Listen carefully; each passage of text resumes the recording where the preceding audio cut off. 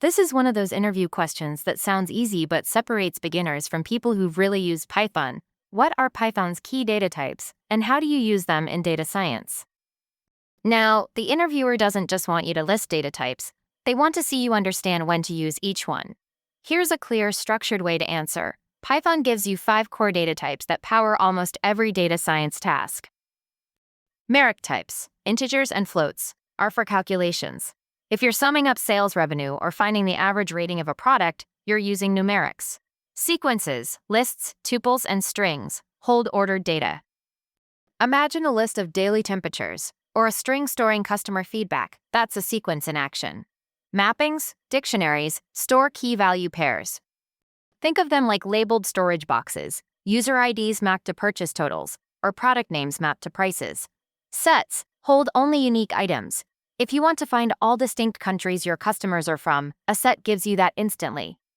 And booleans, your logic controllers. They answer yes or no questions, like whether a transaction is fraudulent or not. Each type serves a specific purpose and affects speed in memory. Choosing the right one can make your analysis far more efficient, and that's what interviewers are really testing. Let's unpack how these data types show up in real data science work, because that's where most interview answers fall short. Every Python data type is designed for a particular kind of task. Integers and floats handle numerical computations. If you're calculating revenue growth, total orders, or model accuracy, that's numerics at work. Strings and lists help process text and sequences. For example, a list might store each step in a customer's journey on your website: homepage, product page, cart, checkout. A string could store their written feedback: loved the fast delivery. Dictionaries give you super fast lookups. Picture a phone book, names as keys, phone numbers as values. In data science, we use this idea to map user ID to their data, or product codes to their details. Sets are great for cleaning and comparison. Say you have 1 million customer emails and want to know how many are truly unique. Converting them to a set gives the answer instantly. And booleans help drive control logic. For instance, you might filter only true values where churn probability is above 0.7. That's booleans guiding decisions. Now, here's how it all fits into a real project.